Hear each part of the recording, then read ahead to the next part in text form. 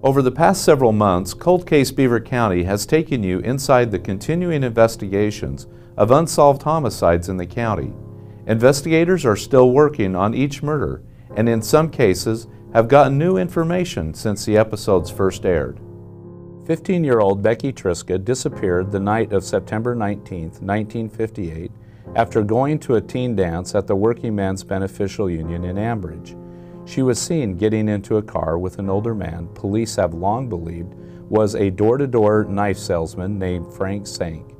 Police have been waiting for the FBI to test samples of Becky's hair with hair found in Sank's car. We just received notification from the FBI lab within the last couple of weeks that half of the evidence that we sent down in the Becky Triscuit case, half of the hairs, have been tested.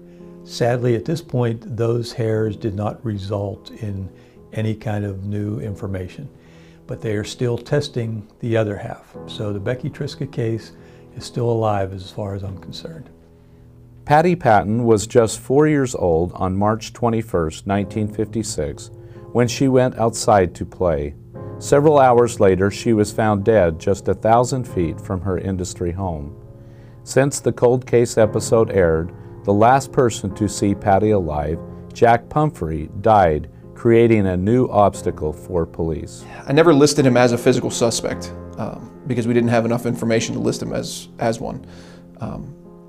Everybody had in the back of their mind that not necessarily that he did it, but that he always had some information, being the last person to see her alive. Since then, we discovered he passed away a few months ago, which has put a hindrance in our investigation.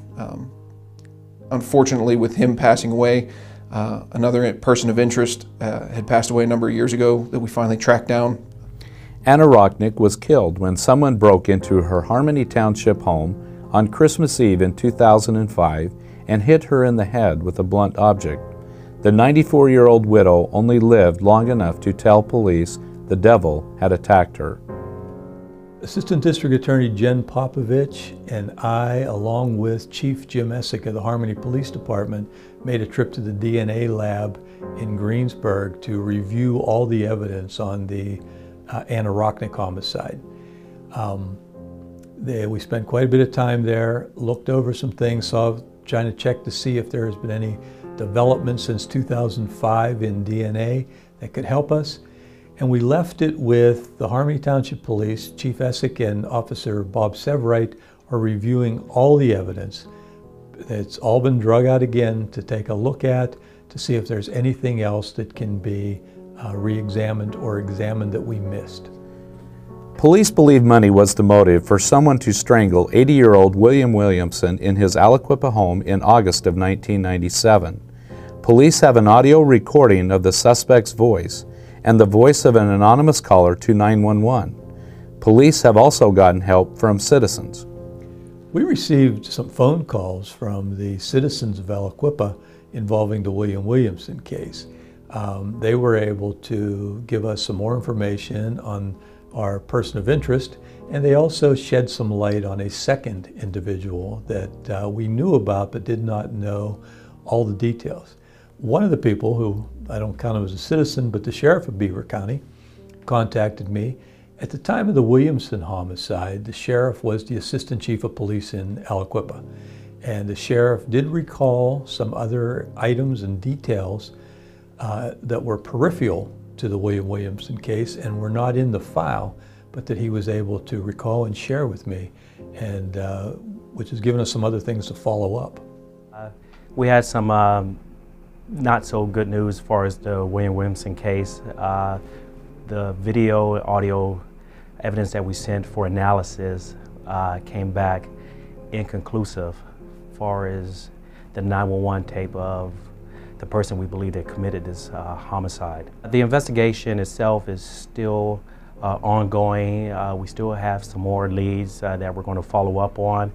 It's just as far as the digital part of it, until something better comes along.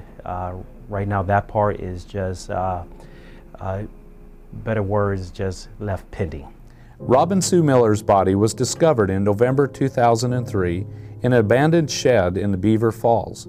Someone used a large rock to deliver a fatal blow to her head. Police have DNA evidence but have yet to match it to someone. However, investigators are hopeful that evidence will still lead to an arrest. On the Robin Sue Miller case, Assistant District Attorney Jennifer Popovich and I traveled up to Greensburg to meet with the lab people, particularly the head of the DNA lab, and there have been some changes in the Robin Sue Miller evidence and what can be reported and what the DNA lab can do for us. So we are kind of hopeful that the Robin Sue Miller case is going to be moving ahead in the near future.